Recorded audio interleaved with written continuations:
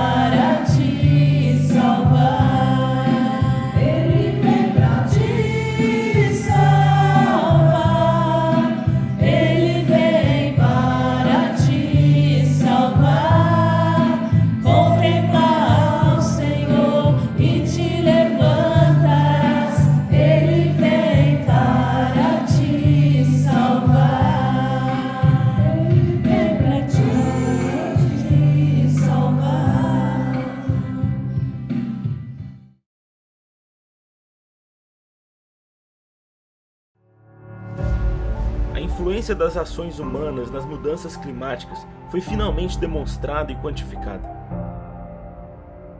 A nossa era, recentemente denominada Antropoceno, é a era do domínio humano no planeta e também de extinções em massa, aquecimento global e crise climática.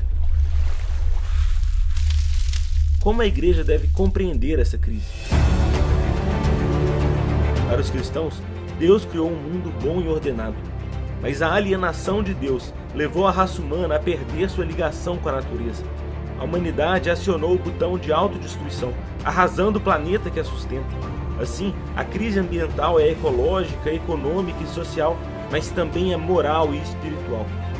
Como a igreja deve responder a isso?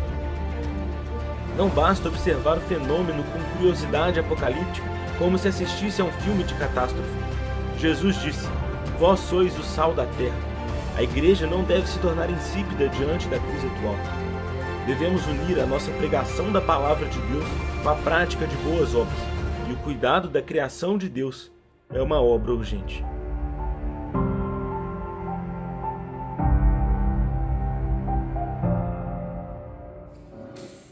Esse é um resumo do que a gente começou a falar semana passada. Depois a mensagem na íntegra, quem não pôde vir, está lá no YouTube. Temos também alguns materiais, depois eu quero colocar no grupo, alguns livros, algumas coisas aí formuladas por vários cristãos que são pesquisadores, que mexem com ciência. E eu queria pensar hoje com você em uma outra questão que envolve então a nossa espiritualidade e toda essa crise que nós temos, né? Essa crise de como nós tratamos a criação. E esse tempo, nessa estação que a gente chama, o tempo da criação, é onde a gente volta a nossa atenção para pensarmos um pouco sobre isso. Nem se for só um pouquinho, nem se a gente começar aqui com como que eu lido com a criação, né? Como é o meu relacionamento com a criação e com Deus por meio da criação, né? Então, é para a gente começar a pensar. Nós celebramos a Deus pela terra, o planeta jardim que Ele escolheu como santuário, que é a nossa casa, que nós vimos, né, apresentei uma ideia nova aí da gente, na verdade, ser irmãos e irmãs da natureza, não aquela ideia que o mundo, mãe natureza, não, a natureza é a criação de Deus, assim como nós. E ao celebrarmos e pensarmos sobre isso, nós temos aí uma consciência que existe uma crise que nós enfrentamos por causa do pecado. Hoje a gente vê que existe muita ganância, exploração, negligência, tudo isso por conta do pecado e da nossa corrupção. Quando nós pensamos sobre isso também, nós precisamos acionar algo dentro de nós que faz com que a gente sinta empatia por aquelas partes da criação, sejam humanas ou não, que estão gemendo, que choram, né, pela expectativa da vinda de Cristo e que choram pelos crimes, né, que nós cometemos contra a criação. Especialmente nós celebramos Cristo. Nós pensamos em Cristo, cuja morte trouxe perdão para os nossos pecados, trouxe também esperança para essa criação, né, que geme e que chora, e cuja presença ressurreta é o poder da ação para quê? Para que nós possamos nos reconciliar com a natureza e fazermos algo de relevante. Nós não vamos esperar então tudo acabar, uma vez que nós representamos então essa esperança ressurreta, e nós não só celebramos, mas nós representamos o Deus da vida. Nós somos os agentes que devem levar vida aonde nós estamos. A criação que está ao nosso desígnio, como a gente falou, né? Desde do animalzinho, desde a plantinha, desde tudo aquilo que está debaixo da minha responsabilidade. Então, dentro da estação da criação, a nossa posição deve ser de discípulos de Jesus. E nesse relacionamento com a criação e criaturas, nós precisamos agir e pensar como discípulos. E eu queria começar hoje então com essa pergunta: nós temos como calcular o preço da vida? E eu queria ler com você um texto que nós lemos a semana passada na nossa liturgia, e eu queria trazê-lo novamente para a nossa reflexão, que está em Lucas 14, de 25 a 33, que diz assim: Grandes multidões acompanhavam Jesus, e ele, voltando-se, lhes disse: se alguém vem a mim e não me ama mais do que ama o seu pai, a sua mãe, a sua mulher, os seus filhos, os seus irmãos, as suas irmãs e até sua própria vida, não pode ser meu discípulo. E quem não tomar a sua cruz e vier após mim, não pode ser meu discípulo. Pois qual de vocês, pretendendo construir uma torre, não se assenta primeiro para calcular a despesa e verificar se tem os meios para concluir? Para não acontecer que, tendo lançado os alicerces e não podendo terminar a construção, todos os que a virem zombem dele, dizendo: este homem começou a construir e não pode acabar. Ou qual é o rei que, indo para combater outro rei, não se assenta primeiro para calcular se com 10.000 homens poderá enfrentar o que vem contra ele com 20.000? Caso contrário, estando outro ainda longe, envia-lhes uma embaixada, pedindo condições de paz. Assim, pois, qualquer um de vocês que não renuncia a tudo que tem, não pode ser o meu discípulo. Palavras do Senhor. O texto apresenta para nós a necessidade de nós sentarmos e fazermos contas, calcularmos. Mesmo quem não é muito fã de números, mas o fato é que para ser discípula de Jesus, Jesus não engana ninguém. Senta e faz as contas. Ele coloca realmente de formas claras a condição. E tem duas exigências básicas aí para o discipulado: consciência e coerência. Lucas, ele utiliza aí, dois ditos do seu tempo, tomar a cruz e amar mais do que a família, na formação de uma nova explicação para o discipulado. E eu queria lembrar você, eu não sei se aqui eu já falei sobre isso, mas nas quintas-feiras nós estamos falando sobre discipulado no livro de Lucas. Então eu quero trazer mais uma vez aqui, que em Lucas, no Evangelho de Lucas, ele apresenta um chamado aberto ao discipulado. Ele deixa isso muito claro, mas um discipulado verdadeiro e 100% radical. E nós estamos diante então de um Jesus que não aceita um discipulado de domingo de manhã, como alguns querem, menos ainda um discipulado quando convém. Aquele que lembra de Deus só nas dificuldades, ou só no dia das festas, no dia que vai ter batizado, ou no dia do sepultamento. Porque há tantos cristãos superficiais que não conseguem seguir com a sua fé de forma sincera e sem desvio nos atalhos. Você já pensou nisso? O que Jesus apresenta nesse texto é um discipulado 100% radical, que abandona tudo, e o que ele deixa claro é que se não for assim, não é discipulado. As consequências do discipulado aqui, elas são reais, elas não são optativas. E Lucas deixa claro, Jesus deixando claro que elas devem ser assumidas. E eu queria pensar com você que na época em que o Evangelho de Lucas foi escrito, discipulado não era algo que se aceitasse superficialmente. Discípula, só depois da devida deliberação e reconhecimento do possível sacrifício, que podia ser total e definitivo. Era assim na época de Jesus. Então, o discipulado é vida. E seria possível calcular, então, o custo da vida para entregá-la a uma causa de forma tão plena? Será que é possível isso? Então, dentro da nossa reflexão, eu quero lembrar você que ser discípulo e discípula de Jesus é entender que toda a criação serve a Deus com propósito, mesmo que não tenha consciência disso.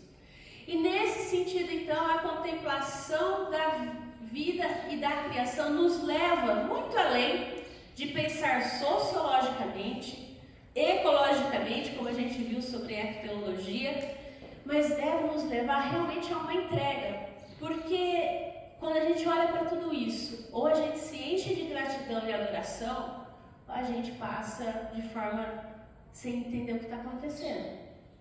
Por quê? Porque se a gente se propõe a seguir a Jesus no caminho da cruz não é para qualquer pessoa. Jesus conhece a humanidade, Ele sabe de nós, por isso alerta: quem pode cumprir as exigências de Jesus. Você já parou para pensar? Se até o próprio filho pediu para Deus, se possível, afastar o cálice dele? Desafiador. Qual apóstolo conseguiu fazer o que Jesus pediu? Depois da morte de Cristo, a gente encontra os apóstolos de volta para Galileia, voltando a pescar aos seus afazeres, porque eles perceberam que não davam conta. Então é desafiador mesmo, O que Jesus coloca para nós aqui é que Ele quer se colocar como mediador entre a pessoa e o seu entorno. Não somente entre a pessoa e Deus Pai. E nesse sentido, também entre as nossas relações horizontais. E também entre a nossa relação com a criação. Por isso, a família aqui também passa a ser uma mediadora. Cristo passa a ser um mediador na família, na criação, na igreja. E a gente se esquece disso. Quando a gente pensa em abraçar o discipulado, a gente acha que a gente vai ser discípulo de Jesus, que a gente vai tomar a nossa cruz na força do nosso braço. E que se a gente vai fazer alguma coisa pela criação, é porque, olha, eu me importo com a criação. O que Jesus, quando a gente olha para tudo isso, o que a gente vê é que se a gente é seguidor de Jesus, a gente não consegue deixar de fazer nada sem Jesus estar presente. Ele deixa claro que o preço é esse, mas Bonhoeffer fala que todos que entram sozinhos no discipulado, ficam sozinhos no discipulado. Ou seja, quando eu entro para ser discípulo de Jesus, primeiro eu estou em Cristo, com Cristo, e a partir disso Ele me convida para uma outra família. Por isso que Ele fala para deixar a família, deixar as coisas, porque eu passo a fazer parte da família de Deus. Eu não ando mais sozinho. Então é muito importante a gente pensar, porque às vezes a gente pensa também no discipulado, nessa coisa radical, de a gente abandonar tudo. E quantas pessoas vocês já não viram na sua caminhada de fé? A família fala, você depois que ficou crente virou chato, não conversa com ninguém, não fala com ninguém, se isola nas festas, não vai nem nas festas, né? Quando na verdade não é essa a ideia do discipulado. O discipulado é o quê? Eu estou em Cristo, com Cristo, participo de uma comunidade de fé, mas eu também sou enviado ao mundo para ter um relacionamento com esse mundo e mostrar quem é esse Jesus. Não é um isolamento. Você vê Jesus participando de festa, inclusive sendo chamado de beberrão e comelão pelos outros. Ele não vive isolado. E eu queria pensar com você que em diversos momentos Jesus fala em tomar a cruz e carregar, a própria cruz. Você vai ver isso no Evangelho de Mateus, você vai ver isso em Marcos e também ele vai repetir aqui em Lucas, não só nesse capítulo 14, mas no capítulo 9. E na linguagem popular, carregar a cruz tornou para a gente um sinônimo de levar um fardo, um peso. No entanto, eu queria lembrar você de que a cruz não somente significa algo difícil e pesado, é na cruz de Cristo que Ele venceu o mais difícil, que foi a morte. E que Ele disse que essa cruz para nós não seria pesada, seria mais leve do que as nossas próprias demandas. Então, quando a gente pensa em trocar a nossa cruz, vamos pensar assim, esse fardo pesado, pela cruz dele, esse fardo é leve. Então, tomar a cruz, portanto, também implica em ficar livre dos pesos mais difíceis. E às vezes a gente faz uma inversão de valor, que impede a gente de caminhar livre na vida. Então eu vou, agora eu sou presbiteriano, E aí eu passo a caminhar como se isso fosse pesado. Eu esqueço que o sofrimento e a libertação andam juntos na cruz. Cristo sofreu pelos meus pecados e me libertou desses pecados. E nesse sentido, a passagem, então, para nascer ou renascer, vai carregar sofrimento. É preciso sair da segurança do útero materno, ou do mundinho que a gente mesmo criou, onde tudo está ordenado do jeito que a gente quer. Nascer, com certeza, para a mãe eu sei que é dolorido. Mas para a criança também não deve ser nada confortável, né? Sair ali quentinho, gostosinho e enfrentar o mundo, ter que aprender a respirar, aprender a comer. É muita coisa ao mesmo tempo. Só que eu queria te lembrar, se a semente de trigo não morrer, então se eu não sair do útero, não tem vida. Se eu não sair do meu mundinho fechado, não tem vida. Então, nesse sentido, tomar a cruz também consiste em um caráter de exclusividade, porque quem carrega a sua cruz não pode ser discípulo de nenhum outro mestre, só de si mesmo, se eu não trocar a minha cruz pela cruz de Cristo. Desse Cristo crucificado, sim, mas que ressuscitou e que promete retornar para redimir, para restaurar todas as coisas. Aleluia. Não só a mim, mas toda a criação. Então, existe na cruz uma promessa de vida também. Por quê? Porque é uma vida diferente do que a gente tem agora. E que, em algum sentido, também vai ser desafiadora. E que, em algum sentido, também nos tira da zona de conforto. Eu queria pensar com você que existe na cruz uma promessa de vida, que eu tenho que falar baixo, senão vocês vão estourar o título.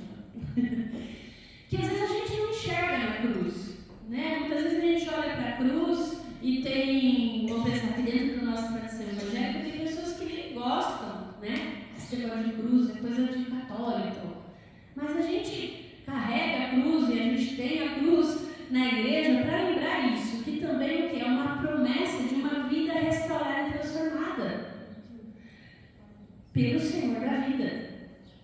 Porque Ele teve que morrer para nos dar essa esperança. Então, ser discípulo é deixar de lado aquilo que nós temos também desse nosso mundinho, os nossos preconceitos, as nossas ideias pré-concebidas. Quando nós olhamos para a criação, nós conhecemos que existe um mundo que também dá glórias ao Senhor. Se você ler o Salmo 19 vai falando da criação maravilhosa de Deus e depois ele vai entrar o quê? Falando que existe também a revelação de Deus na palavra.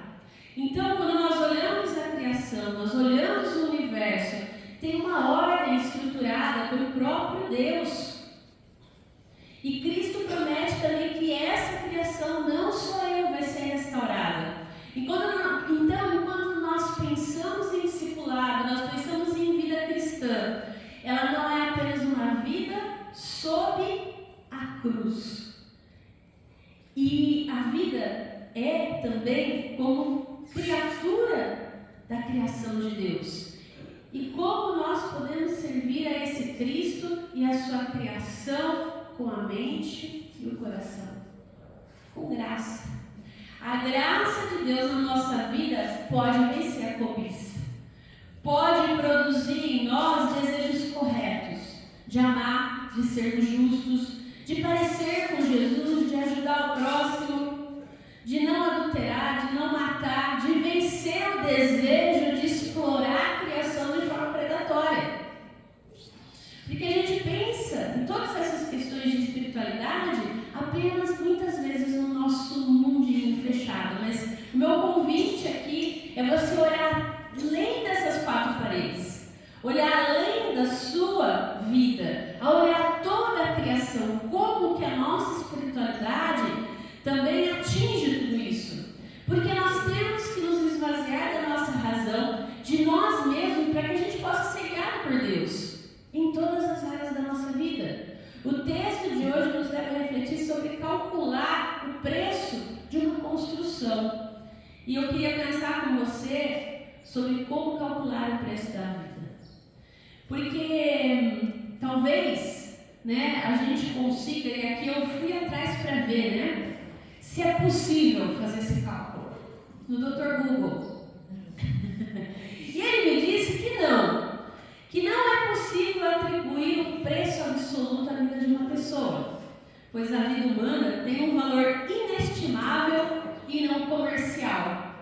E eu pergunto, será?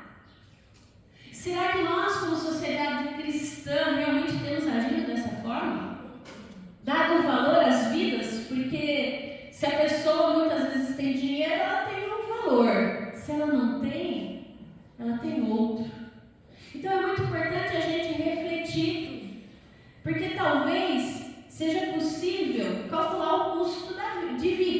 Isso a gente sabe que tem como, que é a soma dos gastos necessários para a gente manter um estilo de vida. E a gente sabe que tem gente que não tem recurso para manter estilo de vida nenhum. E que tem gente que está vivendo pela graça e misericórdia de Deus, porque não tem acesso à saúde, não tem acesso à educação, nem a saneamento básico.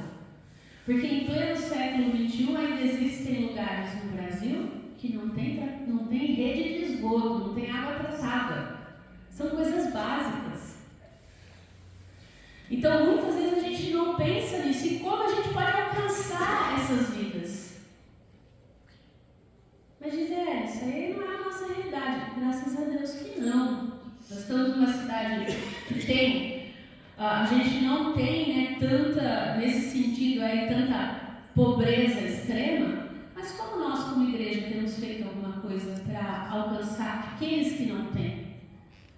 Será que a gente tem sido orado por irmãos e irmãs que estão no campo missionário, cuidando de vidas assim, que não têm acesso, que estão sendo atingidas pela degradação da natureza, pela concupiscência humana?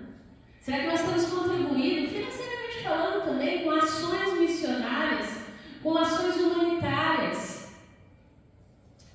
É orar, é obras, como a gente viu no final, porque às vezes a gente pensa que o meu R$1 não vai fazer diferença, mas faz. De um em um, a gente consegue transformar vidas. E talvez a gente pense, mas a gente sabe que tem um monte de instituição aí, mas todas elas têm algum tipo de corrupção. Provavelmente. Então eu vou deixar de viver, porque eu também estou cheio de corrupção. Eu vou deixar de ajudar, eu vou deixar de alcançar. Então é para a gente pensar sobre isso. E eu quero repetir a pergunta de outra forma. Qual é o custo da vida? E eu queria pensar com você que a palavra nos diz quanto custa a vida. A vida custa a vida. A vida custa vida. E para nós ela custou a vida de Cristo. A gente só pode dizer que a gente tem alguma vida, porque Jesus deu a vida por nós. E nesse sentido, eu quero já seguir para a conclusão. Hoje a gente vai ser rápido. Que dentro dessa perspectiva do tempo da criação, em que nós pensamos a vida e a nossa relação no meio ambiente, a gente não pode ser nem otimista nem pessimista. E eu queria trazer aqui um escritor, que eu não sei se você conhece, mas vale muito a pena ver, Ariano Suassuna. Ele diz: eu não sou nem otimista nem pessimista. Os otimistas são gênios e os pessimistas amargos. Eu sou um realista esperançoso. Sou um homem de esperança. Sei que é para um futuro muito longínquo. Sonho com o dia em que o sol de Deus vai espalhar justiça pelo mundo todo. Isso é o que o nosso Deus promete. E que esse sol da justiça realmente vai restaurar todas as coisas. Se em Deus unitrino, na sua obra de redenção, nós aprendemos como calcular a vida e a vida gera vida, a gente não pode ser fatalista. A gente não pode ser ingênuo, mas também a gente não pode andar amargo por essa vida.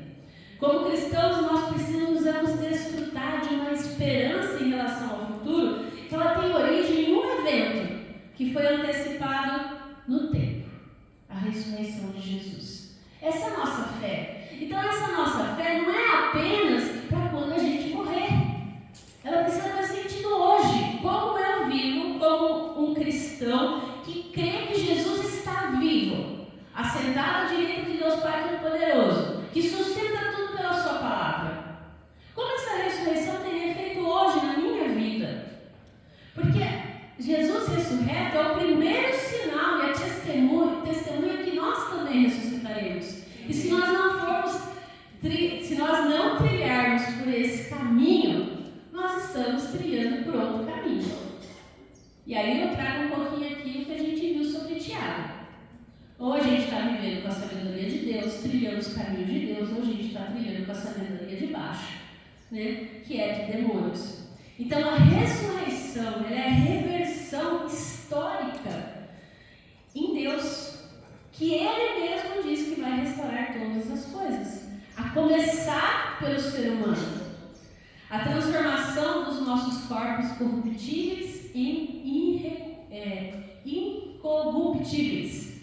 A vitória do pecado sobre a morte. A ressurreição é também o início de um processo de renovação da própria criação. Ou seja, toda essa realidade natural que a gente vê que já é bela, na ressurreição, na vinda de Cristo, vai ser mais bela ainda. Aleluia, amém. E a gente se esquece que Cristo está sentado à direita de Deus Pai ressuscitado, que nós um dia também estaremos com Ele. Então, mais do que produzir expectativa, aborrecer a família, tomar a nossa cruz e construir alguma coisa de forma assertiva e calculada, a esperança cristã ela resulta em uma postura prática contra o pecado, contra a morte, contra o desespero humano, contra as ações que nós vemos contra a criação que denunciam falta de Deus. Então, a nossa vida, a nossa forma de sermos discípulos e discípulas de Jesus não deve ser uma postura de devorar, de consumir ou de explorar a criação, mas sim uma postura de serviço, de amor, de graça. Foi isso que Jesus fez. E é isso que Ele nos convida a fazer. E muitas vezes nós nos esquecemos disso. Então, que a graça de Deus, o seu contentamento possa produzir em nós satisfação, gratidão diante da criação. Que a gente não seja aqueles que reclamam que os IPs estão sujando a rua. Que a gente possa pegar a nossa vassourinha, se for o caso, e varrer, mas que a gente se alegre em olhar para cada flor e ver o detalhe que Deus ali imprimiu com as suas mãos. O cristão, como ser comunitário, nós entramos sozinhos no discipulado, mas nós não ficamos sozinhos no discipulado. Jesus também conosco e os irmãos e a igreja também. Nós precisamos olhar para o mal, para toda essa realidade que a gente vê que é dolorida e lembrar que na cruz ele já foi vencido. E que a renovação de todas as coisas é questão de tempo. A igreja confessa que Deus é o Criador do céu e da terra e de todas as coisas que neles há. E essa convicção sobre a origem, ela precisa ter implicações na maneira como nós vemos o mundo ao nosso redor e como nós tratamos o mundo. Né? E eu lembro você que a nossa nova humanidade em Jesus Cristo é também demonstrada na forma como nós lidamos com a criação. Que a gente possa cuidar desse mundo, que a gente possa ver beleza nele, que a gente possa reconhecer a glória de Deus expressa nele, como discípulos e discípulas de Jesus, porque nós conhecemos o Mestre, porque nós conhecemos aquele que criou todas as coisas. Amém. E a partir desse relacionamento, a gente se relaciona com a criação, nós nos relacionamos com as outras pessoas, e nós não podemos esquecer que a igreja também confessa que Deus criou todos os seres humanos à sua imagem e semelhança. Mesmo que a pessoa às vezes não mereça, a gente precisa tratar ela com dignidade, com humanidade. Deus assim nos criou, masculino e feminino, velho, jovem, forte e fraco, todos carregam a imagem de Deus como seres morais, éticos e espirituais, que são chamados a uma relação com Deus. E essa convicção nos leva a ver cada ser humano também com a dignidade dada por Deus. E nesse sentido, são pessoas dignas de respeito, de cuidado e de honra também. E assim nós vamos vivendo, espalhando, proclamando o reino, proclamando graça, confiando nesse Deus e testemunhando do seu amor. É o discípulo e a discípula de Jesus refletem como lida com a criação, como se relaciona com o seu mestre. E talvez, já que a gente já sabe que o preço da vida é vida, talvez o que a gente precisa se questionar é como vai o nosso discipulado. Como nós estamos sendo discípulos e discípulos de Jesus? Será que essa nova criação que Ele inaugurou na ressurreição já reflete nas minhas atitudes, na minha fala, na minha vida? Como eu tenho enfrentado e vivido a minha vida a partir disso? Porque às vezes vai ser difícil. Não é fácil. Como eu falei, a gente só vai trocar o fardo. Jesus não disse que ia ser fácil. Ele diz, ó, troca pelo meu. O meu é leve, mas não quer dizer que não ia ter nenhum. Isso a gente muitas vezes esquece. A gente quer andar confortável pela vida. Quando as coisas estiverem difíceis, complicadas, porque às vezes elas vão estar. A gente viu, né? A vida é complexa, o mundo é difícil, o diabo também está ao nosso redor soprando ali, né? O pecado dentro de nós. É muita coisa ao mesmo tempo. Não se esqueça que no dia que as coisas estiverem difíceis, Deus está com você. Amém. E que a graça dele baste para você viver essa vida. Que seja suficiente a presença do Senhor. Que Ele te fortaleça, que Ele te dê direção, que Ele te ajude em todas as coisas. Amém? Amém.